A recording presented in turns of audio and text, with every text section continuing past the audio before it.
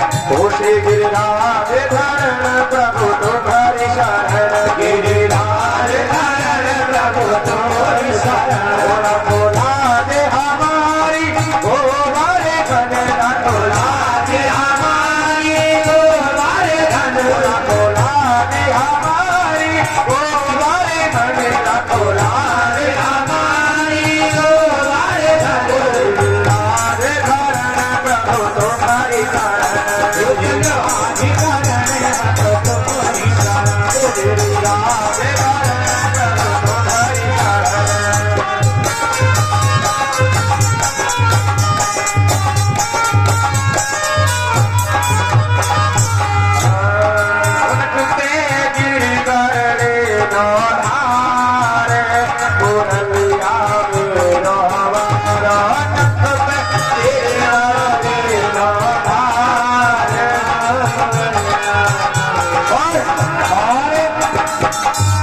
बैठी है हमारी मैया पीले वाले सूट में चश्मा वाली, कम से कम ताली तो बजा लो मैया, हैं? बजाओगी? जय हो। और राधे नक किसे बोलते हैं? नक बोलते हैं नखुट को। क्या बात?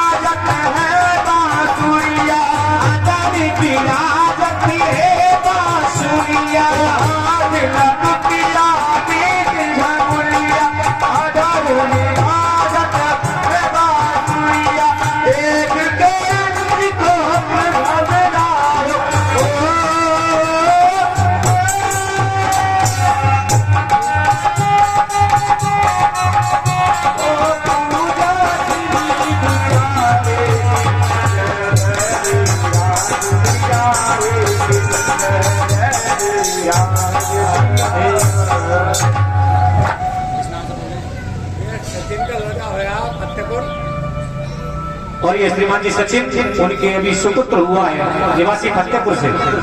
ये 101 रुपये भगवान की पावन कथा में दान कर रहे हैं। सदाई जय जयकार हो। और ये हमारे अभी जब मेंबर साहब है राजपाल जी, उनके भाई भूपन सिंह जी भी 50 रुपये भगवान की कथा में दान कर रहे हैं। सदाई जय जयकार हो। आइएगा आगे की कथा का श्रवण पान करेंगे। सुझाव दे अम्मा बड़ी लेट आमे हैं, कलश या पूजन करना में तो लेट आमे हैं बहुत। ये झूठ अब गोवर्धन की पूजन करना ही है तो बहुत लेट आई है, तो 56 भोग लेके आई है अम्मा पक्का। आज तो आंगी खा के आई है भले ही। हाँ करो जय हो। चलो भगवान ने कम से कम सद्बुद्धि तो दी। कोई तो गोवर्धन महाराज के लिए खीर पूरी लाई बना के, अब कल परसों आने वाले गोवर्धन घर घर खीर पूरी बनेंगी। वहाँ अरे कहाँ चली गई या फिर भूल गई कुछ ना कुछ, बहुत भूले।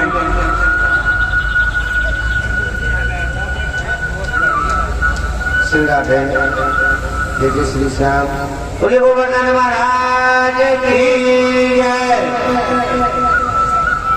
देखिए सत्संग में जाने से, भागवत कथा में जाने से हमें मिलता क्या है? ये जो हमारी उम्र है ना, चाहे हम 35 साल के हो गए, 40 साल के हो गए, 50 साल के हो गए, आपकी इतनी उम्र है जितनी उम्र से आपने पूजा पाठ और भक्ति की है। बाकी उम्र तुम्हारी बेकार है, किसी काम की ना तुम्हारी उम्र। उम्र कितनी है? जितने दिन हमें भक्ति से जुड़े हुए हो गए, जितने दिन हमने भगवान की पूजा कर ली।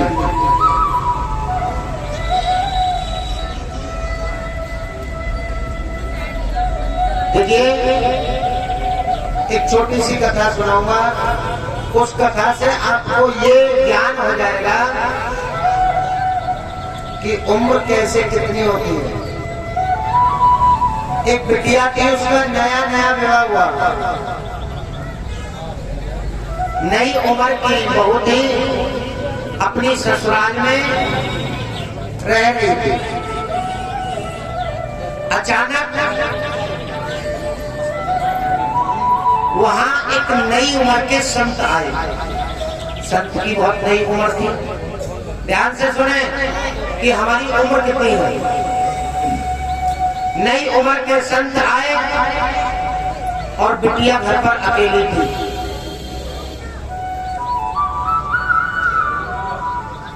संत दरवाजे पर गए और अलग जगाया और बिटिया घर से बाहर दरवाजे पे आ गई। जैसे ही दरवाजे पर आई भिक्षा लेकर के, ये बात उनके ससुर जी पीछे पीछे देख रहे थे, क्योंकि आजकल के बड़े बूढ़े तो हो गई ऐसे शक बहुत करते हैं। उन्होंने देखा कि मेरी बहू अभी नई नई घर में आई है और नई उम्र का संत जा रहा है, इसलिए पीछे बैठ गए। अब बिटिया ने कहा संत से कि इतनी जल्दी 100 रुपया से पूजा होगी, 100 रुपया से पूजा होगी, 100 सकल से। बिटिया ने संत से कहा, देखिए अगर एक बात भी तुमसे निकल गई नहीं तो तुम्हारी कथा सुननी बेकार। और मैं इस कथा से तुम्हें ये बताऊंगा कि तुम्हारी जिंदगी कितनी बेकार है और कितनी सही है।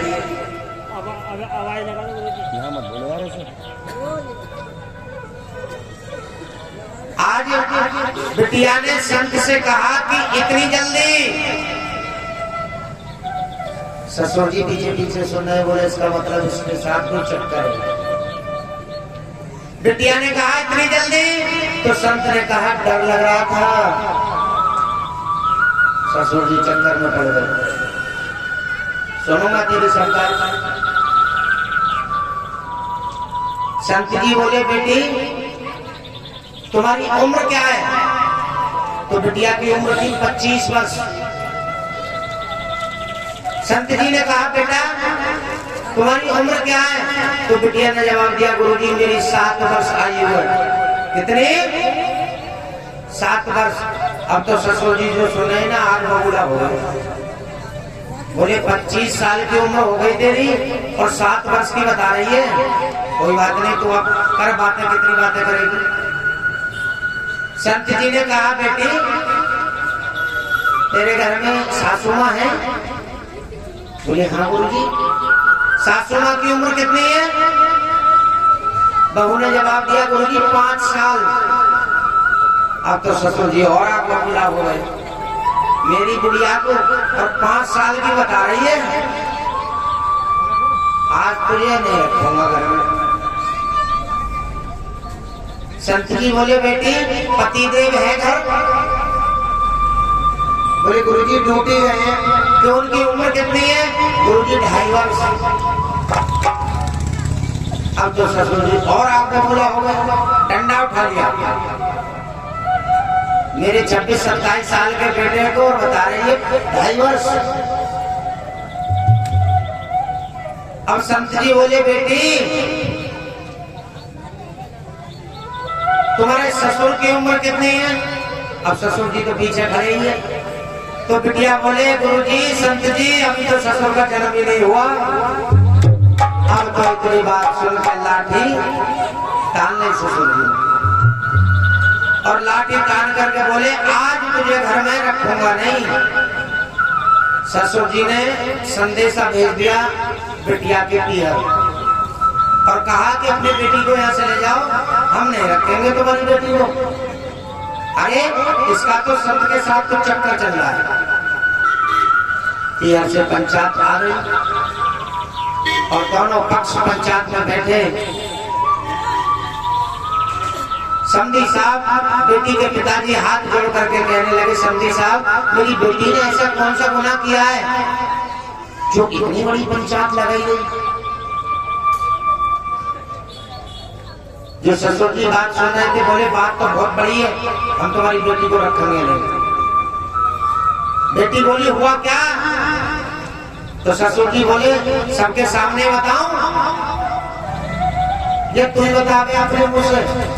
तो बेटी बोली पिताजी आज तक मैंने पंचायत देखी नहीं, लेकिन आज इस समाज को और मैं तुम्हें समझा रहा हूं, उधर बेटी समझा रही है, इस समाज को मैं ये समझाऊंगी कि उम्र कितनी है। आप प्रश्न करोगे जवाब मैं दूंगी।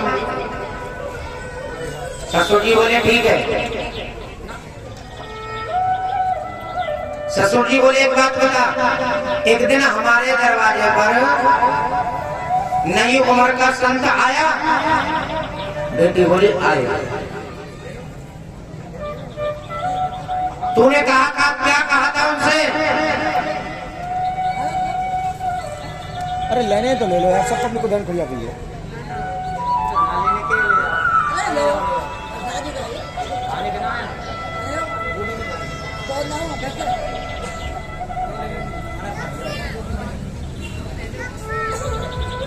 बिटिया ने कहा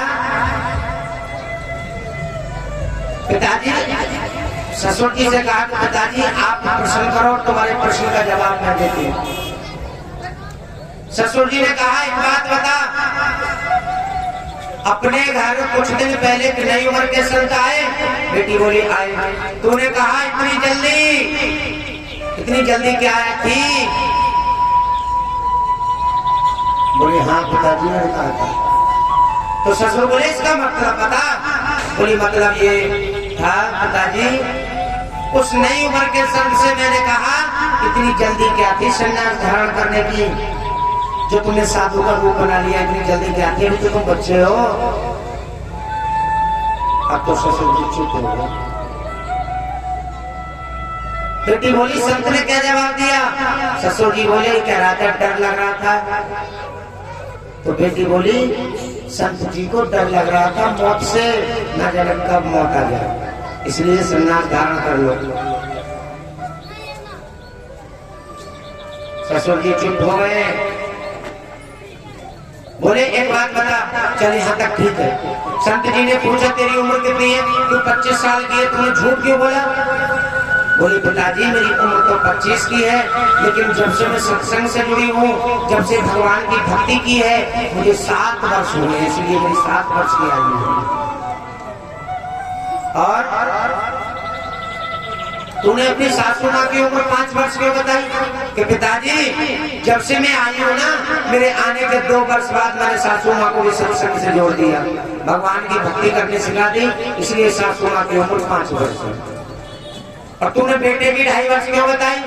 अभी तुम्हारे बेटे को 2.5 वर्ष ही हुए संस्कृति से जुड़े हुए। अच्छा ये बता, तूने ये कहा कि ससुर का जन्म नहीं हुआ? कि हाँ पिताजी, सच बताओ ईमानदारी से, तुमने अब तक धूपबत्ती नहीं लगाई भगवान के आगे? जब तुमने धूपबत्ती नहीं लगाई तो तुम्हारा भी जन्म नहीं हुआ। जितनी पंचायत थी सभी हाथ जोड़ करके खड़े हो गए उस देवी के। देवी, उस बाप का सर ऊंचा हो गया, तू मेरी बेटी नहीं देवी बनकर आई है। तो हमारी उम्र कितनी है? जितना हमने भगवान का भजन किया, जितना हमने भगवान की पूजा की, जितने दिन से हम भगवान से जुड़े हैं वही उम्र है। बाकी तो ये उम्र बिल्कुल बेकार है। श्री जी कहाँ गई?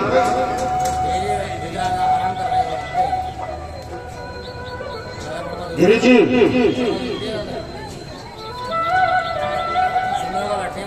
राधे।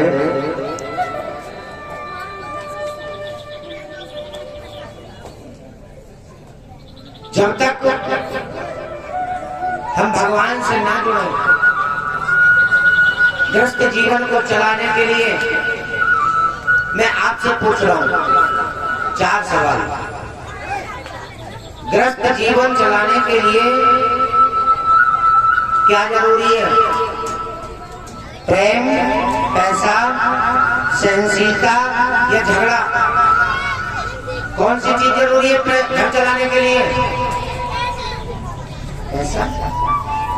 अरे बताते क्यों नहीं?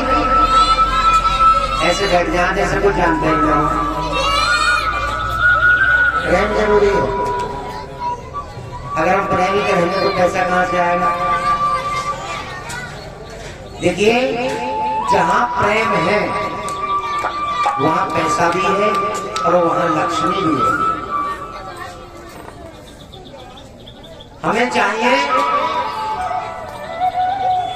आजकल घर घर में झगड़े हो रहे हैं और झगड़े इतने हो रहे हैं,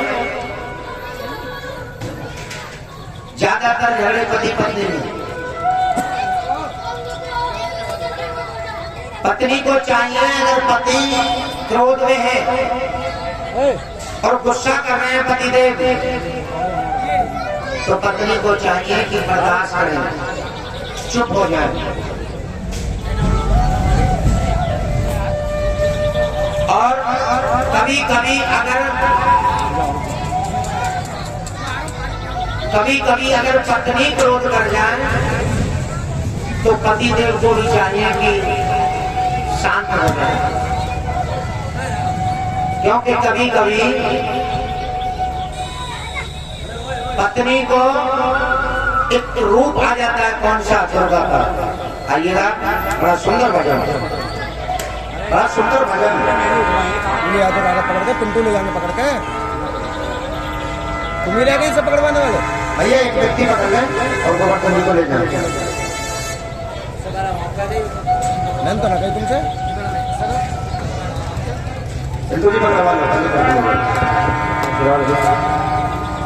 देखिए, मैं बार बार क्यों कह रहा हूं?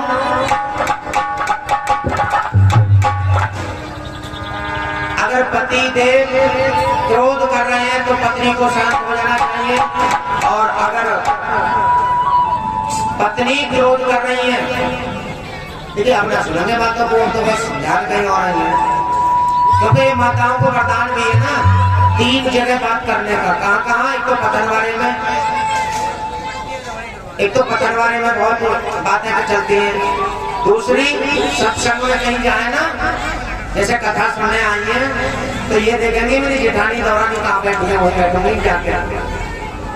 ये देखो मेरी दुश्मन कहाँ बैठी है, जब दुश्मन के बगल में बैठोगी तो बोलचाल होगी, बातें ही ना होगी। एक माता के सर में चाहे कितना भी भजन है और रास्ते में अगर बातें शुरू हो जाए ना तो 1 घंटा हो जाएगा बातें करते, भजन ना लगे। भागवत जी सुनने का फल तभी है, फल मिलेगा तुम्हें जब ध्यान से सुनोगे, कान से सुन करके हृदय में धारण करोगे तो फल मिलेगा।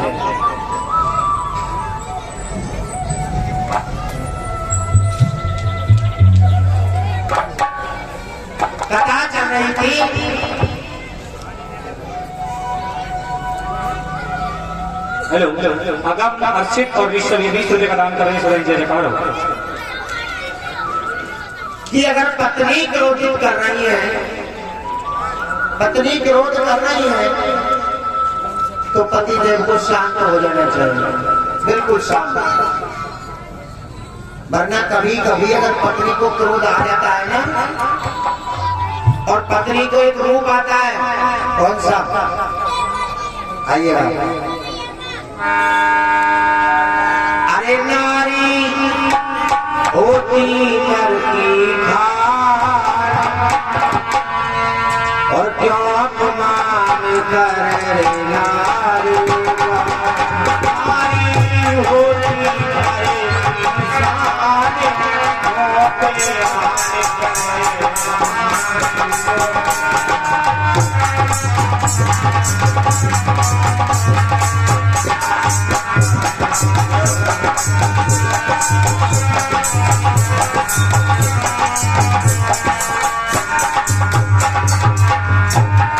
अरे नारी होती नर की खान, क्या अपमान करे नारी, अरे नारी होती नर की शान, क्या अपमान करे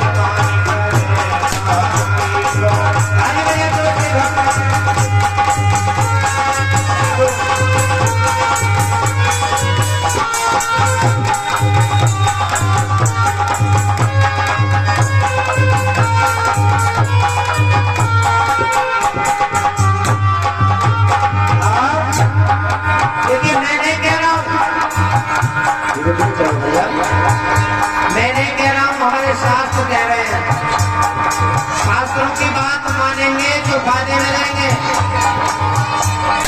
अरे दुर्योधन ने अपमान किया है, दुर्योधन ने अपमान किया है। जिसने नारी का अपमान किया, उसकी गति क्या हुई, क्या हो गया उसके साथ? जिसने अपमान किया है, जिसने अपमान किया है, दुर्योधन ने अपमान किया, इसका दुर्योधन ने अपमान किया है, दुर्योधन ने अपमान किया है। हरि चीर हरण करवाई दिया है, चीर हरण करवाई दिया है। महाभारत के युद्ध में दुर्योधन ने को अपमान हो गया, कई सभा में द्रौपदी को चीर हरण करवा दिया, उसकी सारी दाद आता, लेकिन उस नारी का श्राप लगा। हुआ क्या? अरे हो गया महाभारत संग्राम,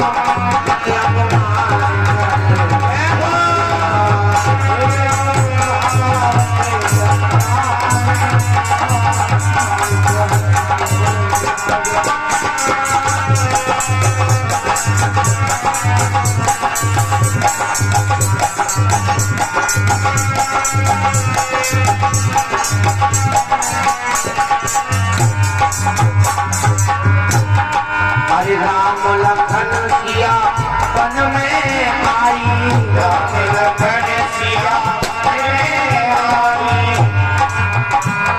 हरे रावण में वहाँ सिया रे चुराई, रावण में वहाँ सिया रे चुराई। राम लखन सीता वन को गए, रावण आया अभिमानी और सीता जी को चुरा लिया। अपमान किया ना नारी का, तो हुआ क्या? जाके कुटुंब वंशों में नाय, वो अपमान करे हो।